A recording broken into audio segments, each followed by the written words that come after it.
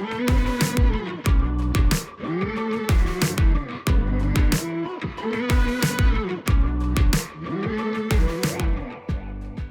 listening to the Decidedly podcast with Sanger Smith and Shawn Smith.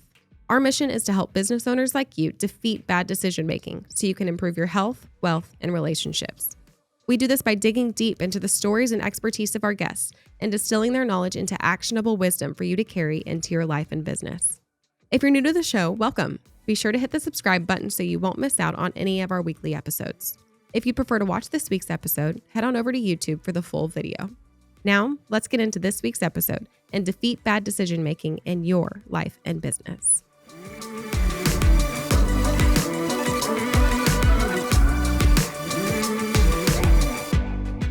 You used to ask me all the time that, hey, if you weren't a financial advisor, what would you be? What business would you run? Mm-hmm. Have you ever answered that for yourself? It's hard to answer because it's like, that's what I'm doing. It's like if you weren't into XYZ hobby, what hobby would you pursue? Oh, I don't know. Right. I almost can't imagine that. What would your answer be? Well, I think there are a lot of things that I think about, but I don't take them farther than just the idea of like, oh, it would be fun to, open a coffee shop or a little shack on the beach, renting surfboards to people. Or, there's all these ideas. I have those ideas too. I think I would be generic entrepreneur who didn't specialize in a trade or I have a friend who's one of those. I cannot figure out what he does to make money. You mean the individual businesses don't make money? I just don't know what he does for a living. He's just always in something. He's starting businesses and businesses make money. He just does deals. You know what I mean? One of those guys? No, you mean he's starting businesses? He bought a house and sold the house, or he fixed it up and did that, or he bought a car and flipped it, or whatever. Oh, so he's not starting businesses. He's just an entrepreneur guy. That doesn't sound like an entrepreneur. It sounds like more like a street hustler. Maybe my friend's a street hustler, and I'm just now coming to grips with that. Yeah. Speaking of entrepreneurs who started many things, Jamey Ice is on the podcast today. Jamey is the founding member of country rock band Green River Ordinance. He's the founder of Brood, a coffee shop and restaurant in Fort Worth. If you've ever been on Magnolia, you've almost certainly eaten and drank coffee at Brood. And he started 6th Avenue Storytelling, along with 6th Avenue Homes, which is a one-stop shop real estate company that provides real estate brokerage services, lending, remodeling, and everything you could think of when it comes to buying, selling, remodeling a house. He's done a lot. He's a really wise and eccentric guy. Talking to Jamey is a lot of fun. I know if you stick around and listen, you're going to take some nuggets of wisdom that you can apply in your life and business as well. So, as always, I'm Sanger Smith with my dad, Shawn Smith, and this is Decidedly.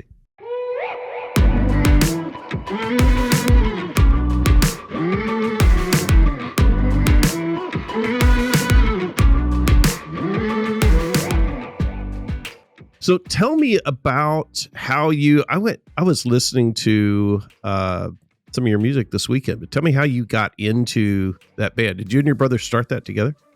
Yeah, so we started Green River Ordinance when I was 15 and he was 13. Oh, no kidding. Yeah, so many months ago, we I was terrible at sports. I cannot throw or catch if my life depended on it. I remember my parents signed me up for baseball and all this stuff, and I was just so bad. And my grandpa was thought I had bad vision maybe, and so they took me to get my eyes tested, and they're like, his eyes are great, he's just not coordinated. So anyways, my parents bought me a guitar when I was in 6th grade, and then my brother and I played Sweet Home Alabama in the McLean Middle School talent show, and so I think just by default of being really bad at everything else, I was like, guitar will be my thing. So, but we played, all throughout high school and then into college, and then started touring a lot in college, and grades kind of started going downhill a little bit. And then anyways, we started record labels started calling us, and we were playing around. And anyways, I signed a record deal with Capitol Records, what would have been my senior year at TCU. So been doing it for a long, long, long time. We toured the country many times, essentially years on the road. And then in 2015 was when we did our last album, 2016. And we also having kids around that same time. And I had kind of side hustles, Brood and Sixth Avenue Homes and some of those things. And we're just like, man, touring just doesn't make sense. I want to be here for my kids. We spent so many years doing it. So we put pause on the band really from about like 2016 onward. We did a couple reunion concerts a year and a half ago in 2022. We're like, let's get back together and play a few shows because it had been such a long time, and it was a blast. We sold out a couple nights, and we're like, people still care, which was fun. And so who writes the music? You write, or is your brother write, or? So we all would write. Historically, Green River Ordinance was kind of everybody was bringing songs to the table, and Josh, our singer, writes a ton. He is now a songwriter in Nashville, and so he writes country music full time. He wrote the CMA Song of the Year last year, and he was in the Grammys the year before that. So he's written some massive country songs. So he still writes. He wrote the most of our new stuff, but historically, it was very collaborative. And the neat thing about a band and the annoying thing about a band is there's 5 opinions. And so every song will kind of go through this gauntlet of everybody pulling it apart and putting it back together. But anyways, we had an album that came out Friday. So it was our first album since 2015 in 8.5 years. And so, but Josh, our singer, wrote this new album. We were like, Josh, what's the name of the new album? It's called For Old Time's Sake. So it literally came out Friday. First time to put on the band hat in many moons, and then we're playing some concerts this weekend. So when you hear this podcast, the album's already out. The concerts are happening, but we're playing two concerts in Fort Worth, kind of to celebrate that this weekend, just for old When you times. say it's a collaborative songwriting process, we don't know squat about music.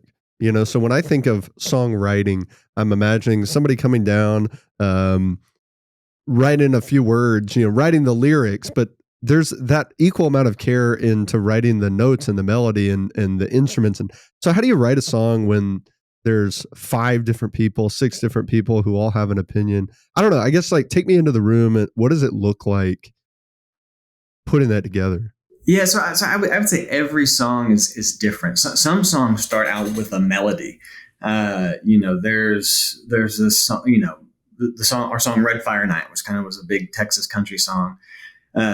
Literally started out with, I was playing mandolin, dan, dan, dan, dan, and I came up with this melody, and I was like, Josh, check out this. Like, it was just, I just had this tune, and then he kind of started mumbling some words over it, something night.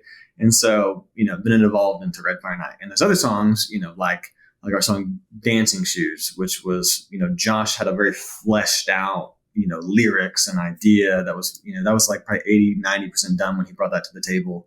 And then we have a song called Simple Life. And I had written the chorus, on my front porch, and that was a much more fleshed out idea. So sometimes it's just a tune, and then you make up gibberish words to kind of go with that tune. And then sometimes it's a very fleshed out thematic idea. I want to write a song about my black coffee pot. That's not a real song, but you have a much more specific idea. Sometimes it's like the thought leads it. Sometimes it's a lyric leads it. Sometimes it's a melody leads it. Sometimes it's a guitar part leads it. So they're all, it's all very different. But I think the neat thing about a band, which is also like I said, the annoying thing is it goes through this gauntlet of, pulling it apart and putting it back together, and it become, it's like, it becomes something much more beautiful and meaningful in the end. It's like, throwing rocks in a rock tumbler, the banging together, which is sometimes painful, makes it smooth and beautiful. Yeah, polishes it up. What's the most exciting part or exciting moment in those songwriting sessions? Because to me, it seems like when you're sitting there, you're like plucking away and you accidentally find something, it's going to be amazing. Everyone kind of eyes light up. It's like in a boardroom where you're brainstorming ideas and you say something that you kind of think might be stupid, and then you say it and everyone's like, "Whoa, dude!" Yeah, somebody's like, "Oh, I know what we could do," and everybody's like, "Oh yeah, that's gold." Yeah. Yes. Sometimes there's just there's a magic that you capture that's sort of otherworldly. One of my favorite books on creativity is called Big Magic. I can't remember what the author's name is. It's the girl that wrote Eat, Pray, Love. It's all about creativity. And she talks a lot about how sometimes, there are these ideas floating around. Sometimes you just hook them. And so, for years when we were writing an album, when we were doing our album Under Fire, we probably wrote 120 songs. We would show up every day at the studio at like 9 o'clock and write till 5. And some days it was just terrible. And then some days just out pops this thing. You're in the room and just something happens, the stars align and you hook something. Even sometimes I can't tell you how many songs, you're asleep and in your dreams you hear a melody and you wake up and it's like, if you don't wake up and like write that down or record it, it's you lose it. And so, yeah, but there is sort of just, sometimes you just catch sometimes you labor over a song for years and then sometimes it just, you finish the whole thing in 25 minutes and it's, you catch a wave. And so, and I think the best songs are the ones that just sort of, it came out of me, but it didn't really come from me. I can't take credit for it. That seems to be something that a lot of artists have experienced. They go, "Hey, I just brought this to you. I don't even know how I came up with it." Do you ever have the experience of writing something and then finding out later when other people tell you their thoughts on it that it was better than you thought? And you were telling me a story just the other day. Like English class in high school, your teacher, or maybe you have this same experience in college. They can like dissect this 8-line poem for 3 lectures and go, "Oh, the way that the writer put this preposition here changes the whole deal." I had that experience where I wrote a poem for an English class in high school, and I wrote a lot. Like I didn't just like throw this together on a whim for a project. I really liked writing.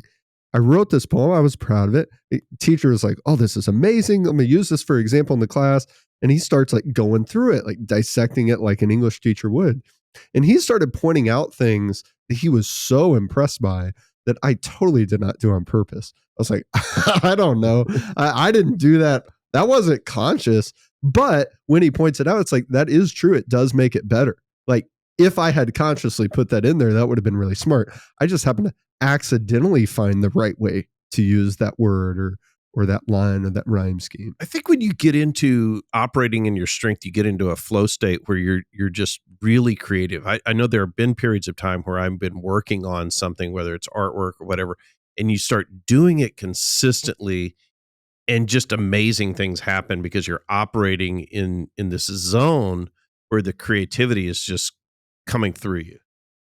Yeah, there's an element and you gotta just show up. If you don't show up, you're not gonna catch any fish, And so there's an element of like the discipline of doing it, and then sometimes then it happens. But if you don't make time to be silent, to be still, to listen, to be creative, it doesn't accidentally happen. There is a like discipline to it, and I think Sanger, to your point, like there's formulas for things. Like the greatest songs, have formulas, but at the same time, those formulas are descriptive of something that happens, and sometimes it happens, and there's a reason it makes sense, but even if you're not trying for it to follow a formula, it's like the best. Would you schedule set time to work on the songwriting part or the practicing part or those types of things? I mean, how closely do you run a band like you would a business? Oh yeah, 100%. Yeah, we would write every day. Like we would show up at 9 and we would write till 5 every single day. It was very much like a business. And same with your business. It's like if I don't, as a leader of an organizations, if I don't schedule time alone by myself to think, to process, it won't happen. And so it's like, just like every day, like I have to have an hour of, 5:30 in the morning till 6:15 of like alone with my thoughts, processing my day. And so, yeah, I think same with songwriting. Like a discipline to that. And we were very, we would practice, and we would write when it came time to writing an album. We would write. And even like Josh, our singer, who writes full time right now, like he literally he writes 5 days a week. That's what he does.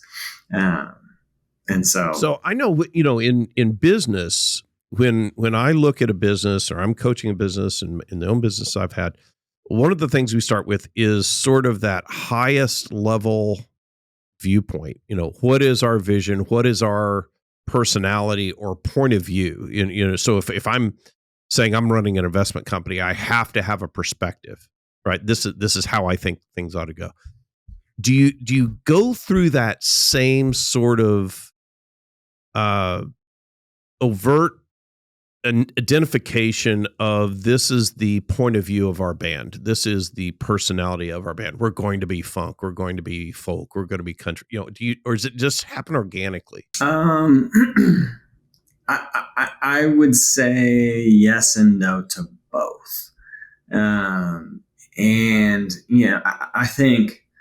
think probably some of the weaknesses of Green River Ordinance was we maybe were less intentional with that than we should have been. We kind of, had a lot of evolutions as a band sonically. And I think there were times where we were less intentional. We just kind of were writing and just, riding the wave. And then there are times where I think, we were trying to be too intentional. We're going to write a country song or a Texas country song. And sometimes that starts to feel inauthentic. And so I think, with business, there's a necessity of clarity that is really helpful. But I think sometimes with art, there's this fine line of not doing that can get you in trouble, but then also being, too formula. We're going to try to do this thing. And sometimes that feels inauthentic. And so, yeah. That makes sense. I think we kind of stumbled into both, and sometimes we nailed it, and sometimes, you're like, I want to write something fun, and you want to write something fun. I would think that you spend time figuring that out, because as I look at all the things that you do, from home remodel to event centers to coffee shops, I can tell they're originating from a place of a common perspective that you have. Even with marketing and storytelling. So there's a personality, I think, that shines through in any of our businesses. And I think there are so often businesses that don't spend the time to figure out what that is. 100%. Yeah. Most businesses do not. And I have made a lot of mistakes in business by not doing that. I had some partnerships, that weren't great because we didn't take the time to define who we were and what we believe and how we behave and what are our values and our visions. And so, I do think when I look at the 6th Avenue companies, 6th Avenue Homes and 6th Avenue Storytelling, we were, before we did anything, before we were uber intentional about what are we going to do? Why are we going to do it? How are we going to behave? What are our core values? And so we had these spent months drawing out these long core values and this vision, and how are we going to pitch what we're going to do without even having a real product. We're going to create this one-stop shop real estate company that does X, Y, and Z. And we had no earthly idea how we were going to do that. But we were really, really intentional with sort of the mission, the vision, the why, the framework of that. How are we going to sell it? We made a website. It's we didn't, right. It took years later, we're finally, enacting that vision. Well, I wanted to ask you about storytelling at the same time, because I think when you look at, certainly songwriting is storytelling there. And when you look at working with a company and trying to elicit what is the story that I'm going to help them tell, how do you start with a company and decide what is the story that these people have to tell? What is the most important story they ought to be telling that's going to resonate with, what they're all about? How do you start that process to figure out what story to tell? Well, to go back to, Sanger's originally point, you stumbled on, there's this formula for a great poem. I do think there are formulas to great storytelling from a business perspective.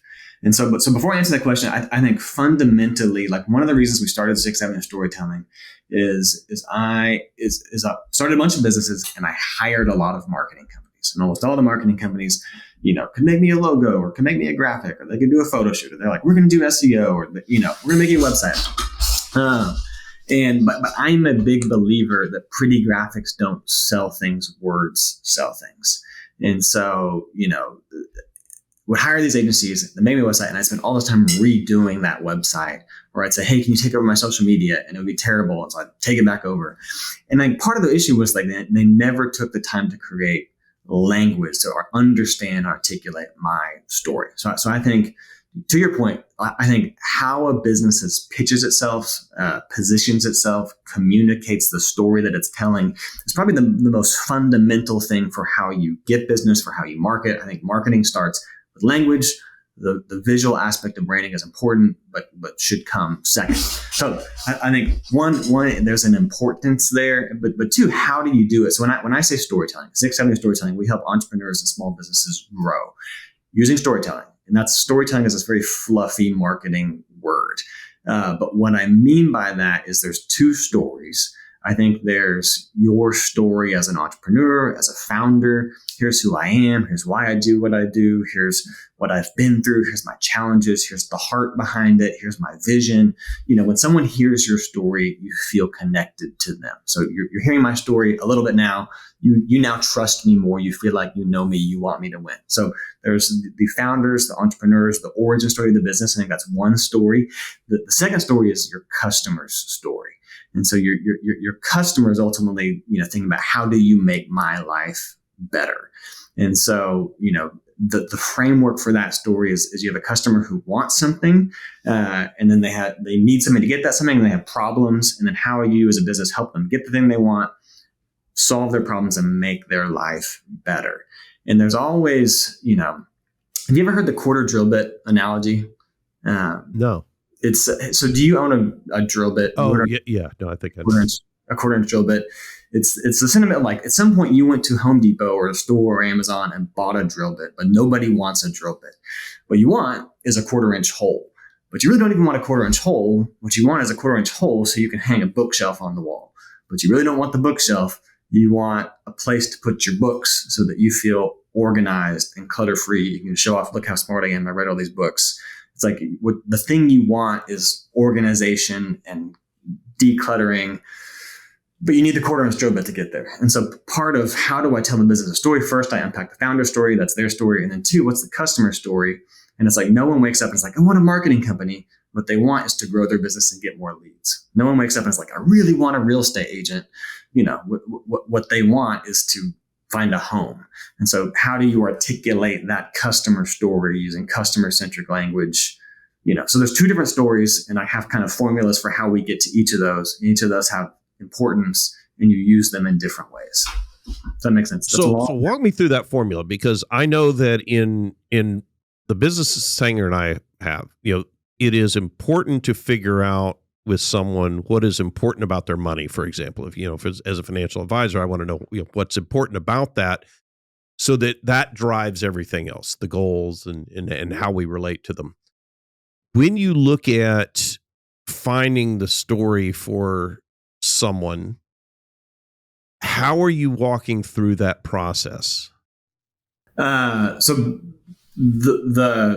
in terms of what is the formula, or how do I extract it? Yeah. What is the formula for walking through that process? In other words, I have questions that I ask, right? Yeah. I'm sure you do as well. Yeah, I have questions. So for the customer story, which the customer story language is you oriented. It's language that I'm going to use for my website and my sales material and my promotion material. And it's going to say you want this, you need this, your problem is this.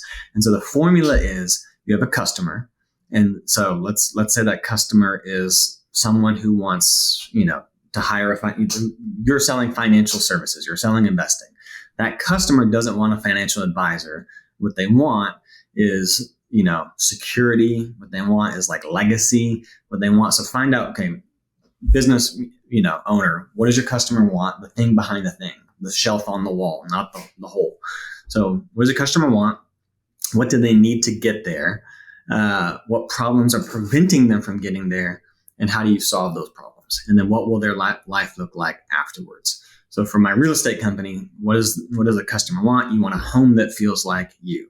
The problem is the old school real estate model can't get you there. You hire an agent, the agent doesn't know anything about construction. You hire a contractor, the contractor doesn't know anything about design. Contractor doesn't know anything about property value. So the solution is a one-stop shop real estate company.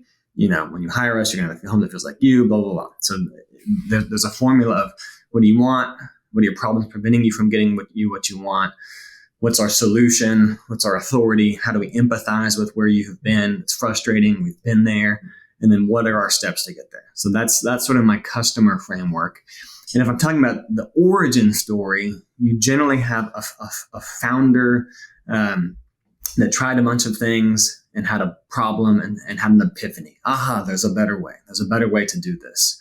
I'm now on a mission to provide X, Y. Anyways, but both of them I have formulas for.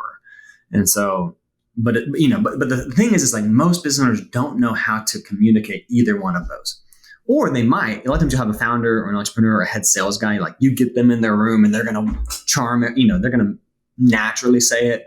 The challenge is getting it from the founder's lips or the sales guy's lips to fingertips. How do I get it on paper so that the whole team is speaking that language? And I think great marketing starts there. So on the website, I will use customer-centric language. On the about page, I'll use your story, the biography, the origin story, the epiphany story, and then also share that on social media over and over and over and over and over. What are the mistakes that people are making when they're not going through that formula? Like when you see businesses that come and whether they end up hiring you or not, you go, man, you're clearly the businesses that you could do a lot of work for. What are they doing that's preventing them from having the success that your clients are at? I mean, I think they're just it's confusing. So several problems I see is it's confusing. They use like clever, whimsical, our company where you find freedom and life gives you wings. It's like, what does that even mean? You see a lot of like websites where it's this vague, fluffy stuff that I'm like, I don't know what it means. So it's vague. And then they don't have clear calls to action. What do you want me to do? They're like, learn more, read more. And it's like, you don't really want me to read more. You want me to schedule a meeting. So I think sometimes it's vague. Sometimes it's like too cute and too clever. Sometimes there's no clear call to action. I think the other mistake is they talk about themselves. We're certified in this. We're certified in this. We have these, my grandpa started this. It's like your customer, again, is thinking about how do you make my life better? How do you solve my problems? And so I think some of the pitfalls you see is talking about yourself or having too cute, too clever of language, or just not being really clear about what your value proposition is. Like, how do you make their life better? What's the most important thing you do? What are you really selling? I think sometimes they just don't know. And people sort of have this belief that if I build it, they will come. I'm a really, really, really good lawyer. That doesn't mean you're going to get business. Or I have this really, really good product. Just because you have a great product doesn't mean people are going to buy that product. It's the brands that tell the best story are the ones that win. What brands are out there that are telling excellent stories? I've been just recently learned about this olive oil company that has like a little squeeze bottle. I forgot the name of it. You know what I'm talking about, Jamey? The olive oil. I don't remember the name. If you said the name, I would remember it. But all they make is olive oil, and it's everywhere. And it's in like, it looks like a green ketchup bottle and you can squeeze it. Oh, I do know what you're talking about. Yeah. Yeah. Okay. Like that's the main difference. Now, of course, they spend a lot of time on telling the story of their product and connecting just more through like cute packaging. But man, at the end of the day, it's olive oil. Like, how do we have a cult following of olive oil buyers? Well, they figured it out. Yeah, I mean, you look at. Do y'all have iPhones? Are y'all iPhone people? Of course, yeah. Yeah, so there are better losers. But there's better phones out. The Android has more storage and more megapixels and is cheaper. But it's like we're suckers. We've bought into this Apple story, But there's better phones. I'm wearing these boots right here. There's a company. Literally, it was an Instagram ad. And it said, the ad was something to the effect of, most really good looking boots are not comfortable, and most comfortable boots look terrible. And so we wanted to make a boot that looked really good and was super comfortable. And it's like, anyways, they articulated the problem. They articulated the thing I want. You want a beautiful boot that's comfortable. They could have said it's made of this type of cowhide and this type of, like they talked about a problem. So I think there's, a lot of examples of that out there. How are you going about making decisions? By the way, it's Graza. That's the oil. Graza is the olive oil company? The olive oil, yeah. Are you going to pretend that you just came up with that and that Morgan didn't put that on the screen? That's fine. I'm not pretending. I wanted to, let everyone know. Graza. Okay, all right. You want to check it out? All right, it's Graza. So how are you deciding what businesses you're going to apply your time and energy to? Because I look at all the stuff you're doing, and you are in something. Every time I turn around, you're starting a new business. How are you deciding what things you're going to apply your energy to? I would say that's probably my superpower. I am good at starting things. I like starting things. And it's also probably my Achilles heel. It gets me into trouble because my focus is now divided on I'm chasing lots of things. So prefacing it with that, but I would say, so I have lots and lots of frameworks for decision making and how I make business choices.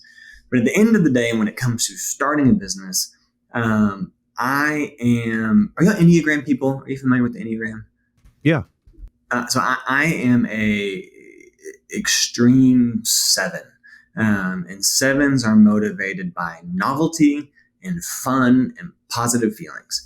And I have every business I've ever started, I have started it because it sounded fun. I do not really care about money. I don't really care about profit and making money, although you should. You need profit. If you don't have it, it doesn't work.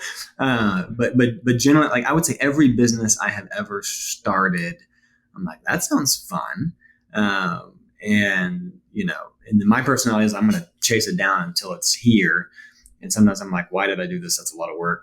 I'm probably in that boat right now we just released this album with the band last week, and which was, I already have like multiple businesses. I have a full-time job. And so launching this new album and kind of getting the band back together and doing these shows kind of became my nighttime job, extra 20 hours a week to my workload the past 2 months. And so, but I did it because it sounded like fun. And now here I am, I'm like, man, that was a lot of work. What was I thinking? But I would say, every business we've started, I started because like it sounds like a fun thing to chase down. I like the chase of it. And I don't know that that's the best decision. I don't know that I would advocate for that. Well, it's not a horrible way to make decisions. Is to be guided by your interest and your energy. I mean, so that's one way. Starting businesses just to make money, I think that'd be worse. Maybe, and maybe so. Yeah. I wish so, but I wasn't like, I'm going to make this business plan. Like I never really made a business plan before. I was just like, that sounds fun. There's a need in the market. I could do it better. I also have this like arrogance. One of my favorite entrepreneur quotes is from Yvon Chouinard, the founder of Patagonia. And he's like, entrepreneurs are a lot like juvenile delinquents. They think, I'm going to do it my own way. I don't care what you think. How do you keep yourself from just going off the rails with that? Because it seems like if you're motivated by starting a new business, by what's fun, what's exciting, what's new, if you just give into that desire, you're never going to succeed at anything because you're going to be opening up businesses that last about a month and a half. But you have a lot of fun. You might have fun, yeah, for a while. How do you rein that in? Yeah, well, I mean, there's natural limits to reining that in. And I'm telling you, if I start something, if I say I'm gonna do it, I'm gonna do it. Like it's going to happen. I will like bulldog my way until it is done. So I think that there's a threshold of like, does it sound like fun? Am I gonna do it? And then if I do it, it's like I'm gonna go hard on it. But then I think I've reined it in more. Maybe I haven't, but just you have natural limitations of time. I now have kids. I now have family. I now have these things. But I still I still have like the next 5 things I want to start and do, and some of them will do. I feel like also with 6 Avenue Storytelling, the marketing company, I work with entrepreneurs, I work with small businesses, and that has sort of scratched that itch and need. It's like every single day is different. And so, that's been a great hat for me. I love taking the plane off. I don't know that I love flying the plane. I will make sure it's flying. And so, do you find that you end up hiring people that can implement those ideas, and you were sort of looking at taking the visionary position and then aligning yourself with each of these independent businesses as that you've got an implementer on payroll, so to speak? Yeah. So which is much harder to do than I thought it was.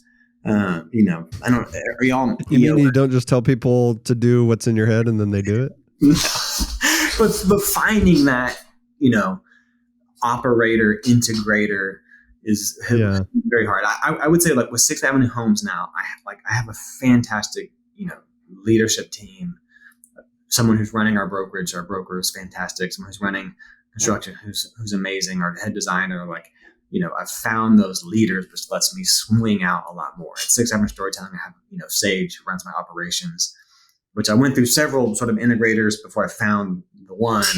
And it allows you to do that, but I've also made a lot of mistakes in letting go of control too quickly, or of blindly trusting, which is hard for me. But finding those people who can help operate and optimize and run it better than me is what paramount. happened when you let go of control too quickly? Oh man, lots of bad things can happen. I think not giving them clear expectations, not giving clear guidelines, not being clear about what success looks like, not holding accountable. I hate holding people accountable, but you have to. That's I think one of the things we've done well now with the 6th Avenue organizations is we have a scorecard where it's like every single role has specific measurables, and but it took us a lot of time for me to figure out how to one, give people clarity on what does winning look like, what does losing look like, and then to be able to hold people accountable for that. It's taken me years to do that. I find it very difficult too. I used to I think when I look back on sports organizations that I was a part of before I started my own company, I had a reputation for kind of being an asshole. Like, man, he's the guy on the soccer team that's going to make sure that we run our full 4 laps and don't jog it in the last half a lap, or he's the guy in the club in college that's going to make sure that we're sticking to the agenda. And then in my company, I'm like, I guess it's kind of like a lot of people who are strict and then they have a child and then they spoil this child. It's like, whoa, why are you spoiling this child? You were so mean to me when at work, or my sister or whatever. I look at my employees. I'm like, oh, well, it's okay. Well, you'll get them next time, buddy. I feel like I can't lay the hammer down, and maybe laying the hammer down is not the best way to hold people accountable anyway. But I find that I'm a lot softer than I would have expected of myself. So when you think of how difficult it is to hold people accountable, what do you struggle with? I mean, well, one, I want people to like me and want to be, people to be my friend, and I want to create a culture is very important. I want to have a culture where it's okay to make mistakes and where it's fun and you like what you do. But there's a pendulum of that. And I found most often, there's a guilt that comes from not giving enough clarity or training. I am not a good trainer. I'm not a good coach. I live in ideas. Do this thing. Here's this thing. It's really easy. Just do it. And I'm not naturally good at telling people how to do something. Because in my mind, it's easy. And I'm kind of in the clouds a little bit. I'm move a mountain. And my team's which mountain, where, when, how do we move it? How far do you want us to move it? I'm just move it. So one, I am not naturally good at providing clarity of instructions and how and slowing down enough, to train and teach. Not my natural bent. And so then when something goes wrong, I'm like, well, it's kind of my fault. I didn't train them. I didn't teach them. I didn't show them what to do. I didn't get into the weeds enough.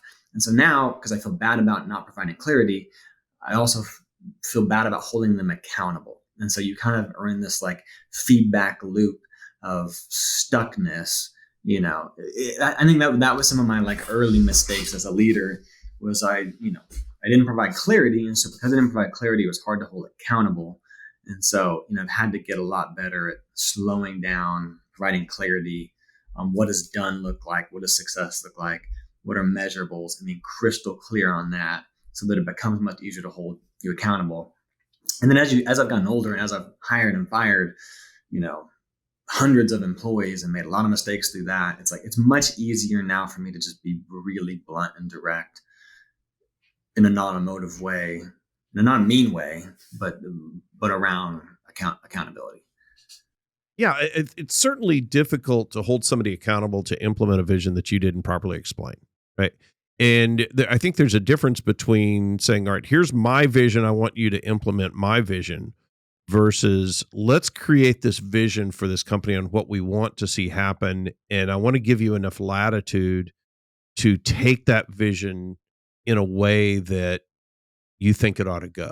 Right. And I think then you can get some creative solutions, some creative ideas if you've given somebody the autonomy to make their own decisions. Kind of like what you were talking about, Sanger. You can't come down hard on somebody if they are trying to make decisions aligned with their own strengths, their own creativity to execute on a vision that you guys have collaborated on. Yeah. But sometimes I give too much, like historically I've given too much autonomy, when in reality, I needed to like squeeze in that ability to make decisions within this box. Here's what winning looks like and success is.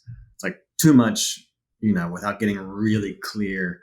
Well, I think you can give people autonomy if you're clear with what success and failure looks like. If you're clear with how, what the key performance indicators are. You probably give too much autonomy for the same reason you don't train as much as you think you should sometimes, as you go, you're good with the high level, right, Jamey? All right, I'm out of here. And then you go, I think I do that too, man, is I go, okay, here's the vision. I trust you. And I think that I'm giving people something that they want because it's what I would want. I want to have a lot of autonomy, but my employees don't necessarily want a lot of autonomy. They don't necessarily want a ton of responsibility. Oh, yeah. Some people don't want any. Yeah. and Sanger, you and I have the same culture index profile. We use this thing called culture index. It's a personality assessing tool. It sticks out for all our hiring, all our firing. I give it to all my friends, but you and I are both philosophers, and philosophers are such in the clouds in idea land. We're really good problem solvers. We can problem solve instantly. We're very intuitive, but we're also like, philosophers are notorious for being Tarzan managers. They swing in and say, here's where we're going. Follow me. I got this idea. Here's where we're going to go. Here's where we're going to go. And then they swing out and everyone's like, what? But to your point, it's like, Shawn, some people like I just want you to tell me what to do. And I want to make you happy and I want to win for the company. And so, but it takes, someone like me and someone like you, who's a Tarzan type of visionary leader. You gotta slow down and you gotta do the painful work of getting crystal clear on what success is, and what failure looks like as well, which is not my natural disposition. It's a I think some of those things are fairly easy to determine what success and failure looks like. If you've got, for example, a salesperson at a real estate firm, I can say, I want this many sales or this much revenue per quarter or whatever. It becomes more challenging when you say, I want you to design this space, or I want you to fabricate this story for this client, because it's the art. I mean, it's not as clear cut how you're defining success or failure unless you've got some metrics on how you're doing that. Yeah, there is an art to it. It's also really hard too when you've never done it before. When you're like, I got this idea for a business, and here's what we're going to do, and here's the problem we're going to solve, but you've never done it. It's also you're figuring that out as you go. And you're starting a restaurant. You never started a restaurant. And like there is a trial and error element to it as well that can make it difficult. You're building the plane as you go. And your wife is in the business as well with you? No, she's not. So yeah, Melissa runs a nonprofit called The Net. And so they're an anti-trafficking. They work with sex trafficking organization. She's the executive director. She's the founder. She also has a social enterprise called Worthy Co. They employ women coming out of trafficking, and so they make candles and bracelets and have a candle studio and have all these goods. And so, she's a firecracker. She's like Mother Teresa in high heels, but is like a extreme girl boss. And so she's uber driven, but has giant heart. So we were in Brood together, but we are in, separate lanes. Okay. So Brood is the coffee shop. How did you guys get into that together and decide, hey, let's open a coffee shop together? Yeah. And I will say too, so I'm no longer a part of Brood. I sold out of that. Right. Yeah. 2019. We took it to 3 locations. We started, this sounds like fun. It started, we were in China, in a city called Nanjing. My wife used to take college students to China every single summer on this leadership exchange thing. And so we were in this coffee shop called Sculpting in Time, which was really neat coffee shop. And we were like, there's nothing like this in Fort Worth. We should start one. And I was like, yeah, that sounds fun. And so it was us and then Joey and the Corleys, this other family. We were all in China together. And we're like, we should start a coffee shop in Fort Worth. And really just it sounded like fun. And I really wanted to take some of the things I saw with Green River Ordinance traveling to San Francisco and New York and Seattle. And I wanted to bring some of those things to Fort Worth, which at the time, Fort Worth in like 2011, 2012 was not what it was today. There was lots of chain restaurants, but not a lot of, interesting mom and pop type of spaces. And so anyways, that's where it came from. It came from a conversation in a coffee shop in China, and they came back and we're like, let's do it. And then I found this old building on Magnolia. We had just moved over to Fairmount, which was much crazier back then. Anyways, found this old office building and we're like, let's do it. Yeah, that's neat. I remember when that opened, and you're right. That area of Fort Worth is totally different than it was back then, especially before Brood was there. I was in high school at the time with a couple of the Corley children. So it was like, I remember when it was happening, when they were building it. Obviously, you and I didn't know each other at the time.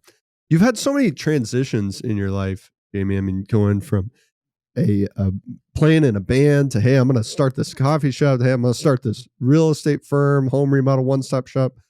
When you go through these, and there's more that we haven't talked about, I'm sure. When you go through these big life transitions, what is life like before you make the change to take that leap? And, what's going through your head that makes you think, hey, yeah, this is the time for a big radical change? It's probably like giving birth to a baby, where your wife will love this analogy. Tell me more, Jamey, about what you know about giving birth. Yeah. Yeah. Talk more about how you know about that. Yeah. Like it's really easy. It is. It's super easy, right? Is that what you're saying, Jamey? That it's easy? There's this blind love. Like, it'll be fun. So these hormones are pumping to where you're numb to like pain that you're about to go through, and you're going through birth, and it's painful. And like when you're starting a business, y'all both started businesses. Yeah. If you start, it's like the hardest thing in the world. Like there's so much tension and frustration, and there's like 70-hour, 80-hour weeks and you're not sleeping. And it's like when you're starting something with so much work, and then you go through that, and then, 10 years, a year later, you're like, it wasn't that bad. You forget how hard it was. But I think everything I've ever started, I'm like, that sounds really fun. Imagine this life, what it'll look like with this space that we made and it's our own. And you're doing it, and it's just like chaos and so much work. And there's no such thing as balance. It's like, if you're going to do something great, it's a lot of work. Like, and I've, it's all encompassing. I remember, when Sanger was starting his business, that is all we would talk about. That's all I did at family gatherings. That was nonstop, and I remember other people in our family started to get annoyed with us because that's all we were talking about. I didn't have anything else to talk about.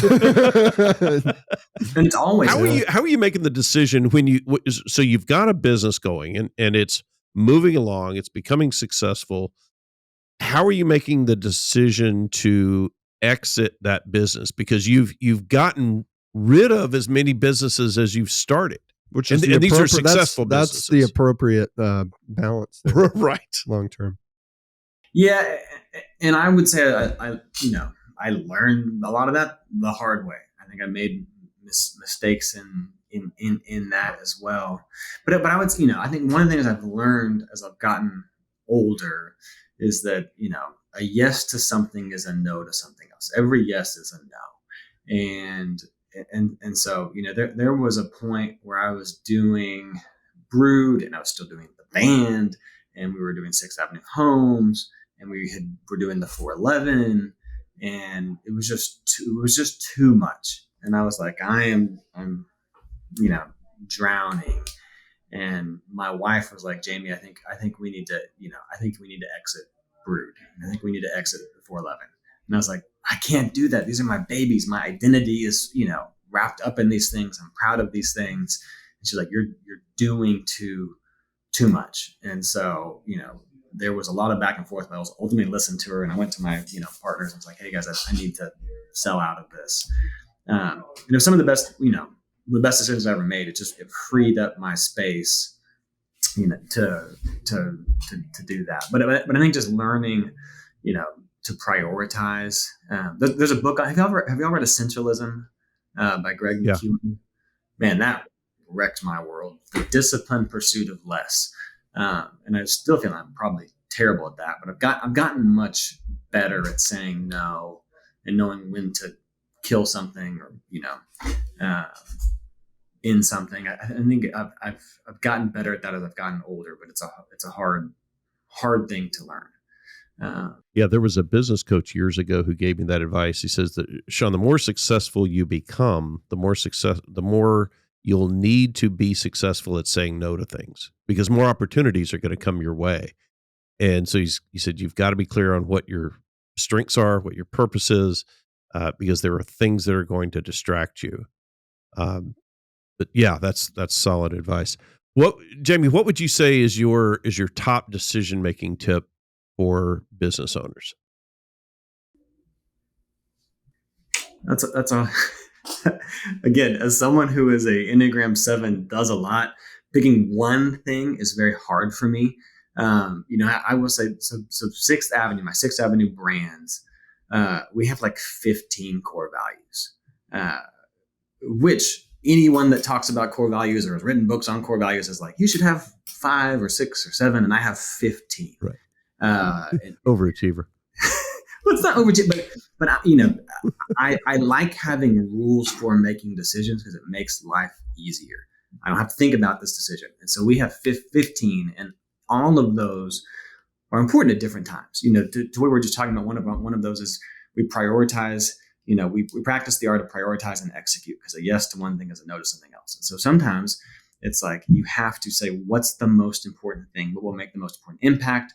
And I'm going to prioritize that. That's the big domino that will knock down little dominoes. And sometimes that's, the most important thing. Sometimes it's, there's a lot of those sort of frameworks that I have for decision making, I think just maybe that is like the ability to prioritize and say, what do I need to do? What do I need to focus on? Because we're so often at the mercy of urgent versus importance. And so I think the ability to pull back and say, what do I say yes to? What do I say no to? What do I ignore?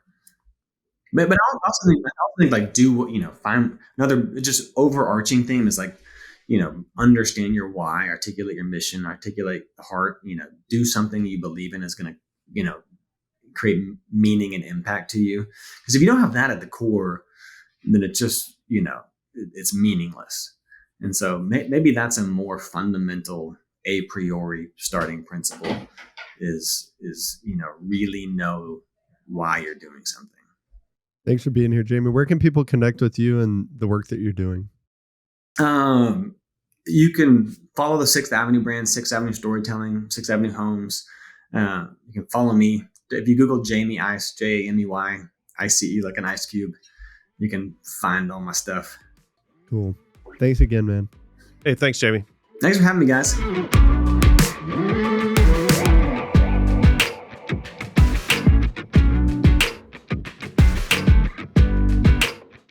My takeaway from talking with Jamey is that when we look at finding that story thread, he gave an example of, which I had heard before, but he took it farther than I had heard it, that nobody wants a 1/4-inch drill bit. What they want is a 1/4-inch hole. But then he went on to say they want the 1/4-inch hole because they need to put a bracket there. And they want the bracket because they want a shelf. And they want the shelf because they want to put the books. And they want the books up there on the shelf because they want to be organized. And he took it to that place of what does the person ultimately want? And a lot of times I think we stop with they want the drill bit, or we think we're doing well to say what they want is the hole. And it is so much farther than that. My biggest takeaway is his Tarzan Manager analogy, where leaders come in who have a disposition like Jamey and I do, swinging, saying, hey, follow me, and then we swing in the other direction, and people don't know where to go. And that resonated with me because I can see myself doing that, and that's not something that I want to continue to do, but I want to continue to leverage my strengths and my passion and idea creation that I do provide to my team. You just made a great decision to listen to this episode of Decidedly. Make another great decision by subscribing to the show and leaving us a 5-star review wherever you're listening. We appreciate the support. It helps business owners like you find our community and defeat bad decision-making in their own lives. For more decision-making insights, check us out at decidedlypodcast.com, on Instagram at decidedlypodcast, or grab a copy of Sanger and Shawn's books from the links in the show notes. Finally, we'd like to thank Shelby Peterson of Transcend Media for editing and post-production of the show. Thanks for listening. I'm Morgan, your producer, and this is Decidedly.